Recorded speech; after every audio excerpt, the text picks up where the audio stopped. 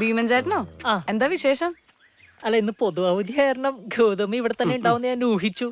അല്ലേലും ഊഹിക്കാൻ ഭീമൻ ചേട്ടൻ എടുക്കണാണല്ലോ. Thank you. ഞാനിവിടെ ഇരുന്നോളാട്ടോ, ചായ ഒന്നും വേണ്ട. അതെ, എനിക്ക് സീറ്റില്ലേ? അടുത്ത ഇലക്ഷന് അവിടെ ഇരിക്കും. അതൊന്നും വേണ്ട, കമ്മീഷൻ കറക്റ്റ് കിട്ടിയാ. അമ്മയല്ലേ ഗൗതമി? ഉണ്ട്. അമ്മേനെ ഒന്ന് വിളിക്കൂ, എനിക്ക് കുറച്ച് കാര്യങ്ങൾ സംസാരിക്കാനുണ്ടായിരുന്നു. അമ്മേ, അമ്മേ.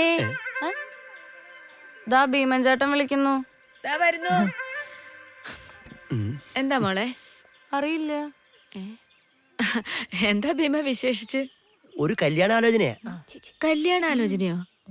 ആർക്ക്? ദേ ഇരിക്കുന്നു ഭീമൻ. കണ്ടാ ഞെട്ടിയത്. ദേ ഒരു ഞെട്ടലില്ലായിരിക്കുന്നു. പോവാണോ? ഇനി അകത്ത് പോയി ഞെട്ടാനായിരിക്കും. അമ്മേ, എനിക്ക് ചായ ഇടുമ്പോ മധുരം കുറച്ച് മതിയേ. എനിക്ക് മധുരം കഴിക്കുന്നതിന് കുഴപ്പമൊന്നുമില്ല.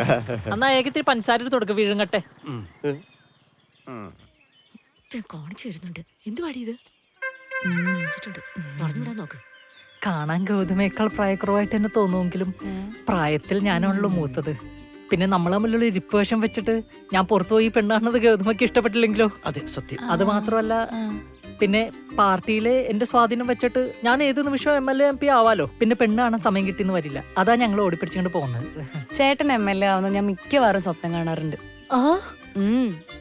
ആ നാക്കൊന്ന് കാട്ടി. അയ്യോ, എന്താ എന്നോട് നേരത്തെ പറയാഞ്ഞേ?